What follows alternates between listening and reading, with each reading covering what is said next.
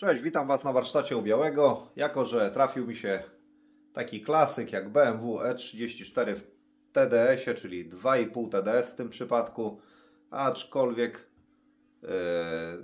różne te TDS-y miały bardzo podobną budowę, różniły się jakimiś pewnymi szczegółami, aczkolwiek ustawienie kąta wtrysku powinno dotyczyć wszystkich TDS-ów, przynajmniej większości, nawet nie tylko akurat BMW, aczkolwiek tu pokażę na przykładzie BM-ki, już przerzucam na drugą kamerkę. Powinno to komuś pomóc. Generalnie wiadomo, trzeba wszystko porozbierać.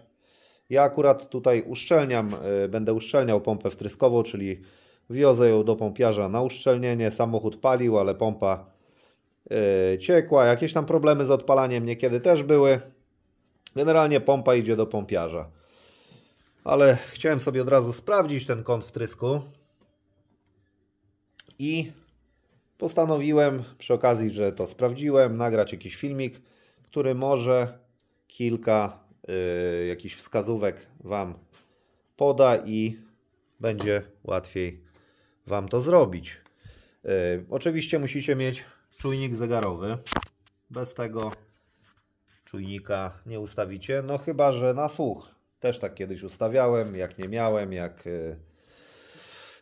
w zasadzie niekiedy to nawet przynosiło jakieś efekty, ale jak chcemy mieć solidnie zrobione, chcemy mieć pewność, musimy mieć czujnik zegarowy. Wtedy jest jak Bóg przykazał. I teraz tak, jak już to wszystko sobie porozbieramy, ja akurat do wyjęcia pompy tu wtryskowej wyjąłem wszystko, kolektor, zbiorniczek, kolektor ssący, wiskozę, wąż od turbo, te wszystkie obudowy i kratki wiskozy, te plastikowe obudowy, paski, napinacz ten z kiwakiem. Od razu do wyjęcia pompy, wiadomo, trzeba tutaj odkręcić. No i co? Odkręcamy sobie, jak już mamy odkręcone przewody, tam jest taka śrubka na 12 w środku przewodów. I wkręcamy sobie zegar. Kilka takich wskazówek, które ja tu sobie zapisałem. Tak na wszelki wypadek i do potrzeb filmu, to jest kolejność pracy cylindrów, czyli 1, 5, 3, 6, 2, 4 w 2,5 TDS-ie, oczywiście w wersji 6-cylindrowej. Pierwszy cylinder to jest ten króciec, to jest pierwszy cylinder. Jeżeli chodzi o ustawienie górnego martwego punktu, musimy mieć blokadę. Blokada jest tam pod rozrusznikiem. Pewnie w zasadzie nie będzie tu nic widać, bo w każdym razie taki koreczek pod rozrusznikiem jest i musimy mieć blokadę. Najlepiej normalną blokadę. Ja akurat sobie dorobiłem. Tam wchodzi 8 bolec, ale na wejściu tu od bloku jest szerzej, więc nie pamiętam wymiaru, musiałbym to wyjąć, mam teraz zablokowane. W każdym razie najlepiej wyposażyć się w taki oryginalny bolec, nie jest to teraz drogie, a pasuje do wielu BM-ek. Przy okazji wchodzi ścisło. Wiadomo, ciężko jest dorobić tak, żeby idealnie to tam wpasować. W każdym razie 8 bolec, a w skrzyni, znaczy w bloku tutaj jest trochę grubiej, czyli pewnie, nie wiem, 12 czy 14 mm z tego co pamiętam. Ale najlepiej kupić taki jak trzeba bolec blokadę. Ona pasuje do wielu BM-ek z tego co zauważyłem. I oczywiście kręcimy sobie w prawo silnikiem. Ja tu sobie dodatkowy znak na kole zrobiłem, żeby wiedzieć, w którym miejscu jest górny martwy punkt. Lepiej zaznaczyć niż później się z tym głowić. No i przez korek oleju możemy sobie zobaczyć, jak otworzymy korek, ja może go w ogóle odkręcę i Wam pokażę, jeżeli to będzie widać. Mam nadzieję. No, nie wiem, czy będzie widać. Prawie. Krzywka, no trochę widać, słabo, ale to jest krzywka od wałka rozrządu. Zakręcę.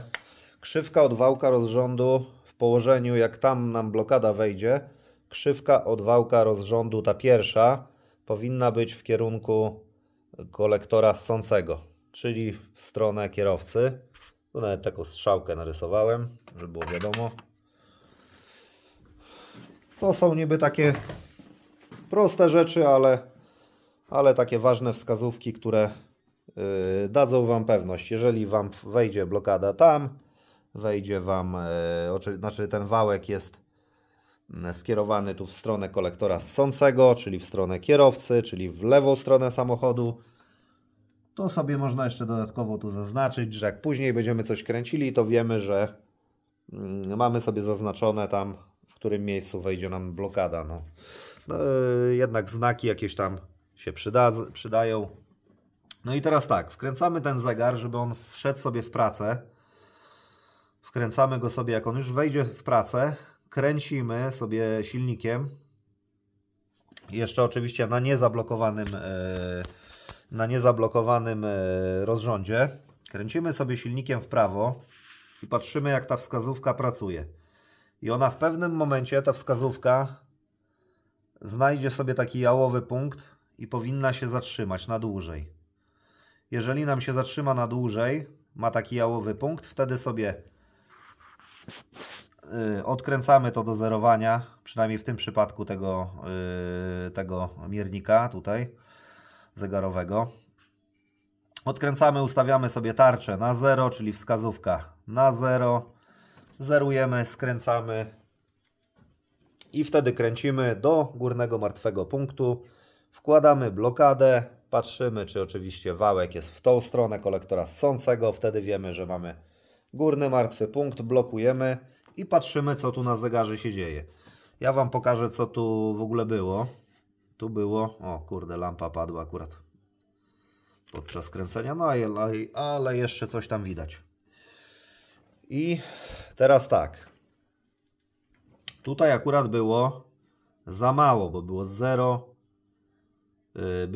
0,50, a powinno być, ja tu sobie zapisałem 0,95, ale to jest taka tolerancja od 0,70 do 0,95, czyli ustawiamy 0,9 na zegarze, a było 0,5 i zobaczcie, co się dzieje. Ja tu sobie taki śrubokręt włożyłem w otwór, akurat pasuje, żeby... I teraz tak, przyspieszamy zapłon, pchając pompę w stronę silnika, czyli w stronę silnika, w stronę głowicy przyspieszamy zapłon. A w odwrotną stronę opóźniamy zapłon, czyli w stronę kierowcy. Jak pociągniemy tą pompę do nas, do strony kierowcy, to opóźniamy ten zapłon. I zobaczcie, ja go teraz opóźniam i on schodzi aż do zera. Czyli ja pompę teraz naciągnąłem na maksa do strony kierowcy, czyli od bloku. I teraz będę ją popychał w stronę bloku. Zobaczcie. Ona sobie powoli idzie. I mamy 0,50. Tak było, jak ten samochód, zanim go oczywiście odblokowałem. Tak było ustawione. 0,50. A powinno być, zobaczcie, ja pcham w stronę bloku. Pcham w stronę bloku, w stronę głowicy i się podnosi. No, teraz trochę przeleciałem, trochę opuszczę. No i jest. Powiedzmy, tak na potrzeby filmu, nie? Oczywiście wiadomo, że jak tu wszystko porozbieracie, tam macie taką śrubę na 12 czy 13 i dwie ampulowe do tej blokady, czyli w zasadzie luzujecie tam tą jedną śrubę od pompy na dole i dwie, światło padło, więc słabo będzie widać, i dwie od pompy tutaj przy bloku. Czyli w sumie 3 śruby takie są do regulacji tego kąta wtrysku. No ja akurat ten tył tutaj cały odkręciłem, dlatego że i tak będę pompę zaraz wyrzucał. No myślę, że to jakoś tam rozjaśniłem. W każdym razie podstawa jest: chcecie przyspieszyć zapłon, pchacie pompę do głowicy. Chcecie opóźnić, podciągacie ją w stronę lewego błotnika. Także tak to wygląda. Mam nadzieję, że komuś to pomoże. Generalnie miałem coś już nagrać na temat tych TDS-ów, bo trochę walczyłem i z tymi nastawnikami, i z regulacją tego nastawnika, z regulacją dawki. To jest taki uciążliwy dosyć temat. Ja to robiłem bez, regulowałem nastawnik bez zdejmowania kolektora.